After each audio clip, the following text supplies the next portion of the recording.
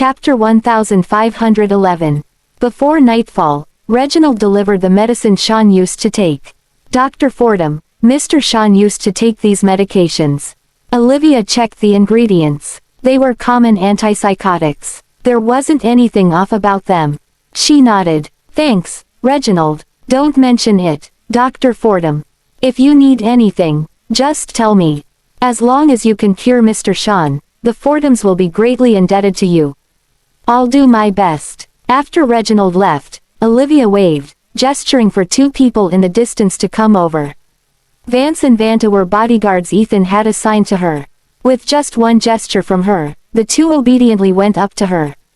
Dr. Fordham. Olivia handed the medicine to Vance. Take this and get someone to conduct a chemical analysis on the ingredients. Understood. When all that was done, Olivia finally walked into Troy's temporary studio. It was as bright as day in the room. Models, drafts, palettes, sewing supplies, scissors, and various other stuff littered the room. A man and a little girl were crouching on the ground. Holding the embroidery sample he had just completed, Troy asked, "What about this? Is this nicer?" Various samples were lying around them. By the looks of it, they had been quite busy that afternoon. Olivia looked at Troy's earnest expression. She had read in the files that as soon as he started working, he would be so absorbed in it that he forgot about himself. He only had eyes for design, and by the looks of it, the rumors were true. He didn't even notice that she had entered the room. For some reason, a thought occurred to Olivia. Why did Avery, Sean, and even Quinn endure varying degrees of injury or death, but Troy was completely fine? Could it be because he didn't care about the Fordhams' property at all?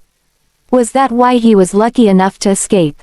Aside from the aviation industry, the Fordhams were also unparalleled in medicine and insurance in all of Zelatria. If Quinn were still alive, she should have taken over the medicine and insurance parts of the Fordhams' business. Sean had also met with an accident right before he was supposed to take over the aviation company. As soon as the idea entered her mind, it seemed to have planted the seed of doubt in her heart. Olivia continued her deductions along that train of thought. If things truly were the way she had imagined them to be, now that Avery, Sean, and Quinn were down, who would benefit the most from this situation? It was quite obvious. Setting aside the fourth child of the family, who had never made his appearance, only one child was left. The sixth child, Jacqueline. When Olivia came to that conclusion, she felt a chill running down her spine. Jacqueline was pampered by her family from a young age. Why would she harm her siblings so cruelly? In just an instant, Olivia dismissed that idea. She wondered why she would have such evil thoughts. Why would Jacqueline do that? Olivia shook her head as she put on a self-mocking smile. That night, the results of the analysis were out. The medicine was fine, so how exactly did Sean get poisoned?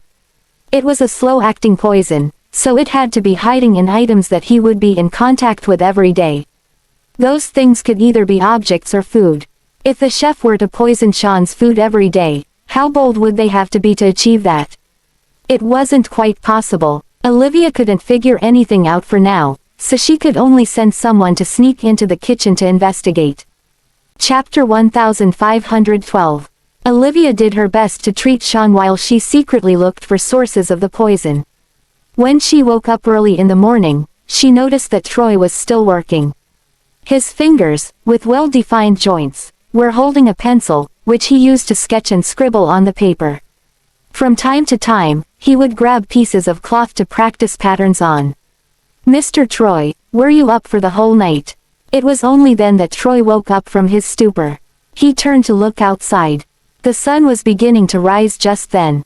He had a shocked look on his face. "I can't believe it's already sunrise." When Troy started working, he just wouldn't stop.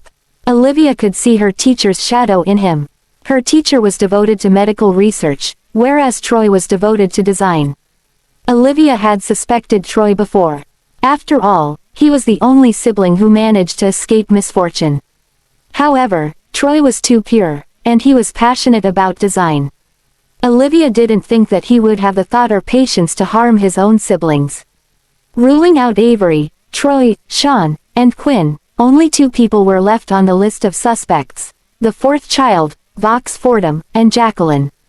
However, Vox was too mysterious, and there were only a few meager lines of information on him. Members of the Branch families might have motives, but judging by the conditions, it wouldn't be that easy for them to spend so much effort on it. After all, they would be scheming against several people at the same time for years. Olivia felt like she was part of a suspense drama. Mr. Troy, if you keep staying up late like this, it'll cause great damage to your body over time. I have no other choice. I'm running out of time for the show, and I can only stay up late to catch up on progress. I'll be submitting these outfits for a competition, so I can't afford to be careless. He was a son of the Fordham family, and he owned countless riches since birth. However, instead of depending on the Fordhams, he depended on his seriousness toward work. Olivia was quite impressed by him. I won't bother you, then. Take care. Olivia went upstairs. Sean happened to be up as well. Smiling, Olivia asked him about his sleep last night. Sean looked slightly better than he did before she came. Sleep was indeed a great medicine that could cure all ailments. Your candles are very effective. I've been sleeping well for the past few nights. Olivia nodded. That's good to hear. From today onward, other than acupuncture, you'll be drinking herbal soup too. Dr. Fordham, can you really cure me? Sean asked in a small voice. Olivia had a determined look on her face. It's not up to me whether you can recover or not. It's your call. The immune system of the human body is the strongest medicine. If even you have given up on yourself, no one will be able to save you, no matter how powerful they are. Mr. Sean, you have to find a reason to keep living. All right, Dr. Fordham. Olivia made some herbal soup for him that day. Sean cooperated willingly, and he no longer looked down on her like he first did. Vance approached her from behind. Olivia returned to her senses. As expected, the mastermind had people doing their bidding in this villa. It was fine if they didn't do anything, but as soon as they took action, she would be able to grab the chance. All right, remember, don't expose yourself. Look into the maid next and figure out who she is working for. Since we have found one spy, there might be countless more. Stay vigilant. Understood. Be careful when you dispose of the real herbs. All right. At that moment, the remnants of the herbs that were tossed away were sitting by Jacqueline's hand. She held it to her nose and took a whiff. Chapter 1513. The results were right before Jacqueline's eyes. Jacqueline didn't find any suspicious herbs. As Olivia had said, she had indeed focused her treatments on Sean's insomnia alone. However, Jacqueline still felt restless. Have you figured out where Avery is? There's still no news so far. He was at the Cape of Promise last time, and he soon went to Mosatia after that. He must be dying soon, and he wants to see as much of the world as he can before he dies. Jacqueline's delicate eyebrows creased. I feel like something's off. If he's really dying soon, he'll stay home and deal with the handing over of his work and funds. Why would he travel all around the globe? What do you mean by this? Could it be that his travels were just for show, and he's actually getting treatment right now? The other person smiled. You've learned medicine before, so you should know how his current condition is. He is beyond saving. Even so, I feel quite anxious lately. I can't sleep at night. I have to go on a business trip tomorrow, so keep an eye on Sean for me. We'll make a decision after I come back. She had planned all this for so many years, and she finally came to this point. She wouldn't allow anyone to ruin her plans, let alone a minor doctor. A week after Olivia arrived, Sean had visibly gotten much better. Dr. Fordham, you must be a miracle doctor. I always felt exhausted in the past, and I couldn't sleep even if I wanted to. But recently, I feel much more relaxed. Your medicine worked very well. Olivia didn't tell him that she was helping him get rid of his poison. In the past, he was exhausted because various organs in his body were slowly getting poisoned. It wasn't lethal, but it would numb his organs bit by bit. It greatly increased his burdens, and he would feel that his body was just too tired. You flatter me, Mr. Sean. This is just the beginning. We have a few months' worth of treatment ahead of us. With that, Olivia placed a basin filled with herbs at his feet. As always, soak your feet first. I'll give you acupuncture later. Sean looked at the dark concoction in the basin. He seemed to have found hope. Can I really stand again? I've told you that it's not up to me. It depends wholly on your determination. Sean met Olivia's gaze. Her face was a very common one, but her eyes sparkled like a starry sky. Dr. Fordham, I won't let your efforts go to waste. As the two chatted, Jacqueline's voice rang out at the door. Sean, look what I brought you. While Jacqueline was speaking, she came in with an exquisite box in her hand. Here's some turkey for you. It's your favorite, right? I put it in a thermal insulation box for you, and as soon as I came back, I rushed here to deliver it to you. She spotted the basin. This is, Olivia explained, Mr. Sean has been bound to the wheelchair for years, so his legs are beginning to weaken. I used the herbs to nourish and massage his legs so that they wouldn't weaken so fast. With that, Olivia changed the topic. You're so kind to Mr. Sean, Miss Jacqueline. But of course, we siblings have been quite close to each other since young, right, Sean? She cocked her head to the side as she looked at Sean. She had an innocent look on her face, and she didn't seem cunning at all. Thank you, Jacqueline, you're so busy, but you still care about me. Jacqueline placed her palm on the back of Sean's hand.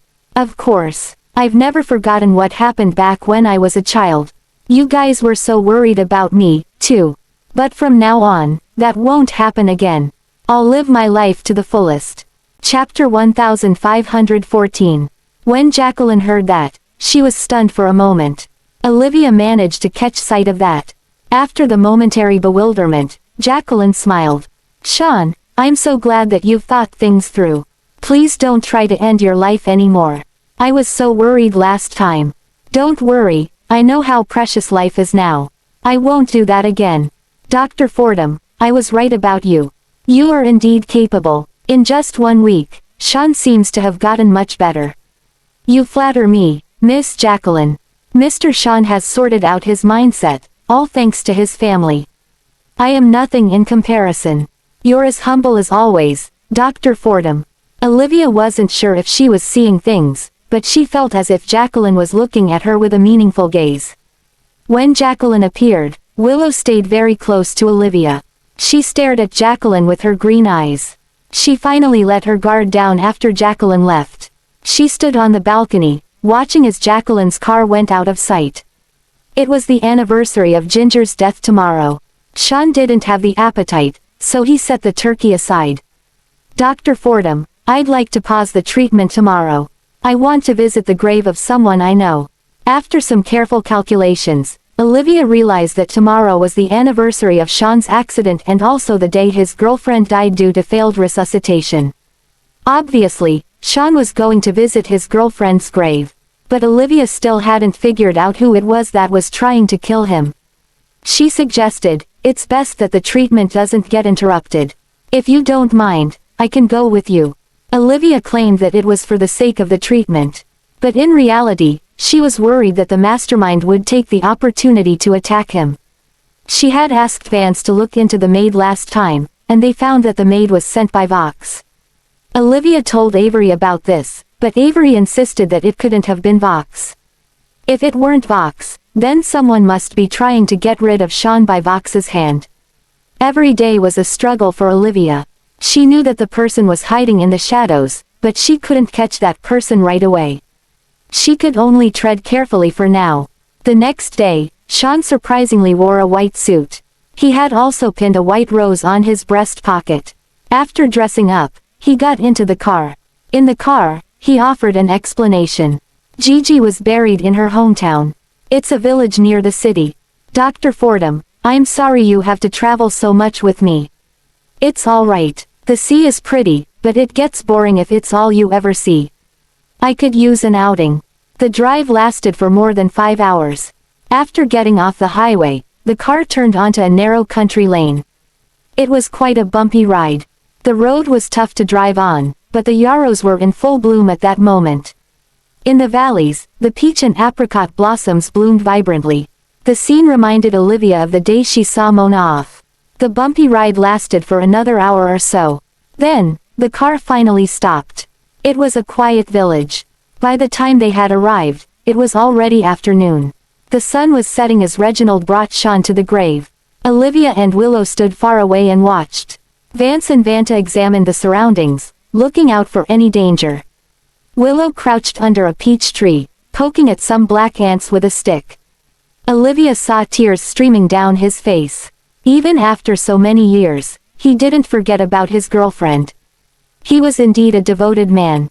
Chapter 1515. The scarce number of visitors caught Olivia's attention.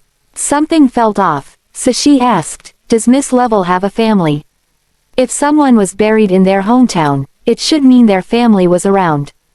However, there were no flowers on her gravestone on her death anniversary. Even though Sean didn't end up becoming their son-in-law, he should have paid a visit to Ginger. It had been hours since he arrived at the village. Considering how small the village was, the villagers should have heard of his arrival by now. Reginald let out a heavy sigh. Miss Lovell had an ill-fated life. She barely got out of the mountains and had a bright future ahead, yet she passed away in an accident. Her family, who were informed and rushed over to collect her body, ended up falling off the cliff, too. Because her younger brother was in distress and drove the car too fast. The whole family passed away. He nodded. Yes, in that horrible fall. Miss Lovell's sister-in-law was still alive because she was pregnant. She stayed home, but the news of the tragedy caused too much shock that she had a preterm labor. She was all alone at home, and her phone died. No one was there to help her. By the time the villagers found her, she was dead. She had twins, by the way.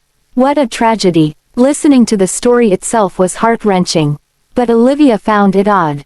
Although there were no loopholes, there were too many coincidences.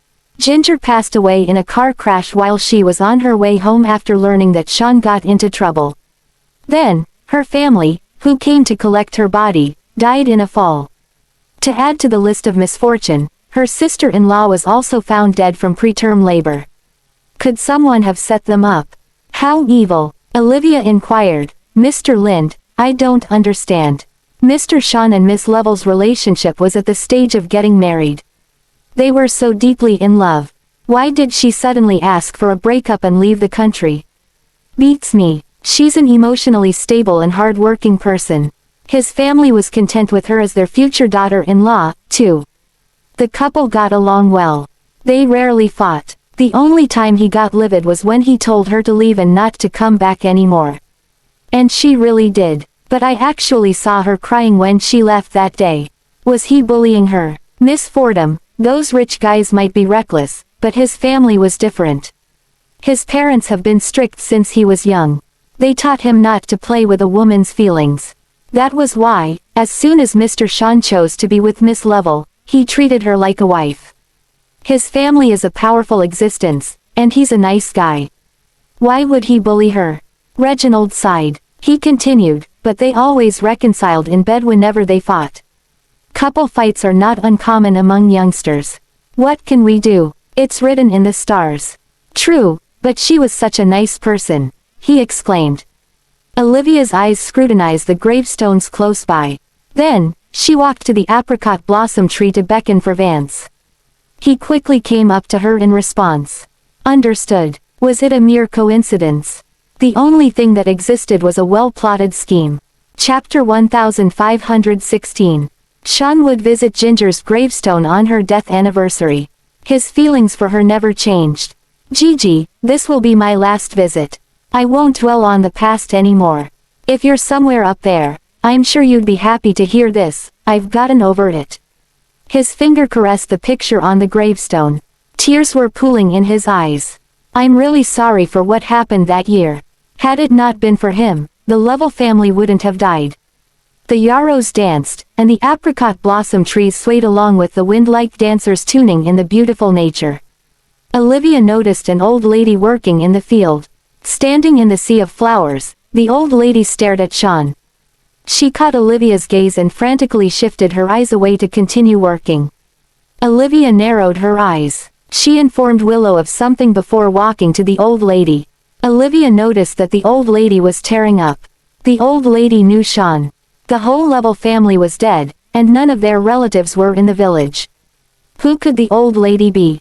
On top of that, it was weird how the old lady quickly moved her gaze when she noticed that she was being watched. Olivia climbed up the raised path through the field, realizing that it was a field of yarrows. Aside from some digging tools and holes of different sizes, there were barely any signs of someone taking care of the field. The old lady disappeared. Olivia strolled to the other side of the field, but the old lady was not there anymore. That was quick. The odd situation hardened Olivia's suspicions. Something was up with that old lady. Olivia ordered the bodyguards to look into the old lady. It was time for Sean to return home. When Reginald was going to push the wheelchair, Olivia offered, "Let me do it, Mr. Lind. Your leg should be hurting because of the cramp last night. Gravity pulls stronger when we walk down a hill. We wouldn't want to see Mr. Sean fall." Her reasoning made sense, but she didn't have to do it herself when there was a group of bodyguards with them. Everyone was used to listening to her after having spent time together for a week, so no one doubted anything. While pushing Sean, Olivia opened a conversation and consulted him at times. In fact, he would always return home with a heavy heart every time he came for a visit. "Dr. Fordham, it's been a while since I saw such breathtaking scenery.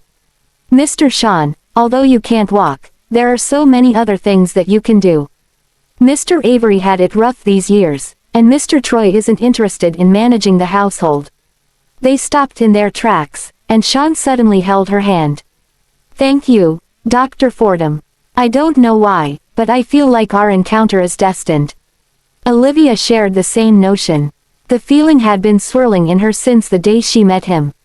She flashed a smile. "Maybe it's because we share the same surname. This is fate." Chapter 1517.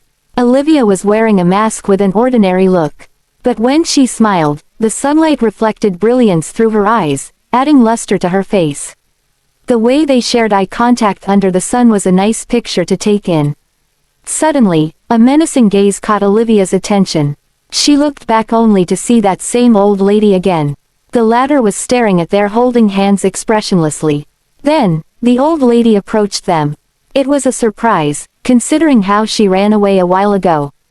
"Mr. Sean, are you here to visit Ginger again this year?" Sean withdrew his hand. "Yes. Long time no see, Mrs. Powell." Reginald brought out some gifts from the car. It seemed like they were old acquaintances. Claire Powell wiped her hands with her apron. "I've made something. The usual. It's getting dark. It's dangerous to travel right now. You can stop at my place for the night and leave tomorrow." Sean turned toward Olivia. "What do you think, Dr. Fordham? It's getting late." Olivia looked at Claire, who seemed suspicious to her for some reason. Since Olivia was planning to get to the bottom of the incident, she gladly accepted the suggestion. "Sure, let's do it that way." Claire walked over and took over the duty of pushing the wheelchair so naturally. She began talking with Sean. "You look better than before, Mr. Sean. The incident happened many years ago. Now that you've gotten over it, Gigi will be able to rest in peace up there." Olivia followed along. Sean chuckled. "It's all thanks to Dr. Fordham. She treated my insomnia and encouraged me to live on. You're capable despite your young age, Dr. Fordham." Olivia kept sensing hostility from Claire. She wondered if she was overthinking. She faintly smiled. "It's because you were willing to cooperate. Otherwise, the treatment could have been useless." Claire paced up, and Olivia intentionally slowed down. Vance whispered to her, "Dr. Fordham, Mrs. Powell lived next to the Levels. She lost her husband and son a long time ago, so she saw Ginger as her daughter. Every time Mr. Sean came for a visit, Mrs. Powell would let him stay for a night before he left. No wonder Sean prepared gifts." Olivia thought that they were meant for the Levels. She asked Reginald, whose answers were similar to Vance's findings. Claire brought Sean to her place. There was a huge peach tree in the yard. Although it was an old place, the area was clean, which made it a comfortable accommodation. Claire didn't have many rooms to offer, so the bodyguards had to spend the night in the cars. Olivia was here with Willow, so Claire specially assigned her a small room. "Dr. Fordham, I didn't know there would be so many people coming this time. It's been a while since someone stayed in this room. I hope you don't mind it." It's nice with the greenery in the area and the crickets singing at night. I think it's nice. While making the bed, Claire asked, "You look young, but your daughter is grown up. Her eyes are pretty, her father must be good looking. Is he okay with you bringing the child to such a secluded village?" Olivia stroked Willow's head. "I was divorced for quite some time now. My life has nothing to do with him." Claire's hands paused momentarily at that. "Don't you think of getting into a new relationship?" Olivia stared at Claire's back, smiling. "Of course I do. My daughter is still young. There should be a man in the family. My ex-husband was vile-tempered. I want to find myself a good-tempered man." She added, "I think someone like Mr. Sean fits the picture." The pillow cover slipped through Claire's fingers. Chapter 1518. Olivia's eyes narrowed. "What's wrong, Mrs. Powell?" Claire picked up the pillow cover, flustered. "Just a normal day for an old granny." She quickly made the bed. "Here, Dr. Fordham, I'm cooking some meat, so I should get going." She left in haste. Olivia's eyes didn't leave her back. Right then, Ethan called Olivia. She scanned the area, making sure that there was no one else before answering the phone. "Liv, I found something. The levels were dead a few years ago, but," he drawled as though there was a twist to the story. "But what?" she urged. "There's a loophole. When Sean was undergoing surgery in the hospital, it was a distant relative who confirmed the Levels' bodies. That person vanished after the family was buried. Ginger lived in Peach Village. The villagers put a lot of importance on weddings and funerals. If someone gets in trouble, the whole village will lend a hand.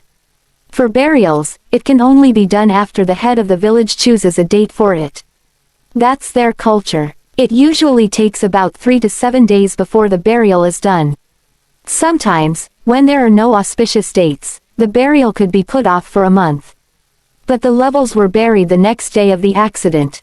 Frowning, Ethan continued, "People in poor areas tend to emphasize burial rituals, especially when the whole family died in a tragedy. It is their tradition to make sure the deceased can go in peace before the burial. Things shouldn't be done as easily as that. To put it simply, the Levels incident was weird. Give me some time. I'll dig up more." Olivia nodded. "Thank you, Ethan." Her response displeased him. "Don't be such a stranger, Liv. We're a family. The story behind the Levels is more complicated than you think it is. Don't stay there for too long." She caught on to the problem as well, and Sean and Avery crossed her mind. She kept feeling that there was an invisible string binding her with the Fordham family. Her hunch was telling her that she was close to the truth. If she had given up right now, when else would she ever find out? "I'll be careful. Plus, I have your bodyguards with me." Ethan went silent for a moment before saying, "Liv, don't stay in the same car with Sean. I have a bad feeling about this." This was the golden opportunity for the other party to take action. He couldn't bring himself to gamble with her life. "Okay, I promise I won't." The sun set beyond the horizon, and darkness loomed over the quiet village like the beast of darkness. The light in the kitchen was dim. The firewood crackled as they burned. Some bacon was hung over the fire.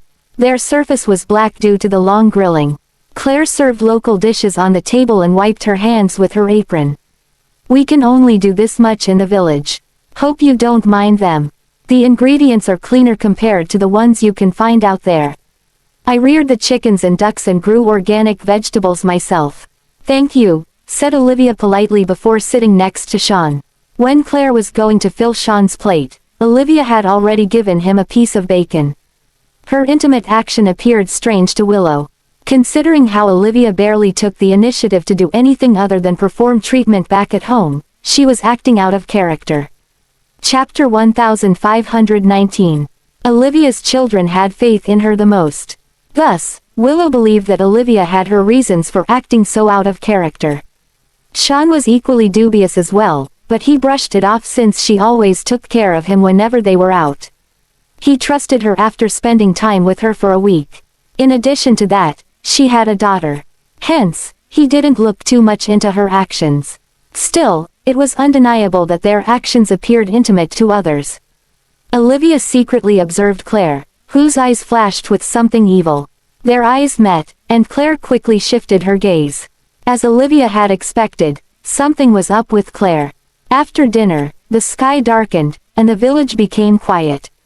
Crickets sang, and the dogs barked sometimes. After the meal, the bodyguards patrolled the area before getting into the cars for a break, leaving only 2 to watch the night. Olivia asked Claire to prepare warm water so that Sean could have a foot spa as usual, but the usual acupuncture procedure was replaced by a massage. Claire entered the room right when Olivia and Sean were looking at each other like a lovely couple. Her hands beside her balled into fists. "Anything, Mrs. Powell." Olivia read Claire's eyes. Claire responded, "I received news that electricity in the village will go out soon. It's different from the cities. I was worried that you might not get used to the darkness, so I came to remind you." "I see. Let's call it a day then." Olivia withdrew her hands, wondering what Claire was plotting. Claire kindly walked Olivia back to her room. "The nights in the mountains are not that peaceful, Dr. Fordham. Wild boars might go down the mountains to hunt for food. They're dangerous. You have a kid, so it's best not to step outside." "Okay, thank you for the heads up. Good night." Olivia closed the door. She realized that something was off. Claire should be in her 50s. As someone who worked in the field, she should have a hunched back. She would slightly bend her back in front of people, but she walked fast like a youngster would whenever she was alone. Olivia took a closer look at Claire's skin. Although Claire's face and hand were covered with saggy wrinkles, her neck was smooth. Forget about the youngsters in the villages. The women in the cities might not be free from wrinkles around their necks despite their good skincare routine. The clues were hinting that the old lady wasn't the true Claire. There were traces of people living in this old house. Something crossed Olivia's mind. Willow pulled Olivia's hand before making a gesture. Olivia lowered her voice. "I know. The food was drugged. As herb-imbued people, both of them were sensitive to drugs. Not even a poison of that little dosage could harm them, let alone drugs." Nevertheless, she didn't expose Claire during the meal. Footsteps could be heard coming from outside.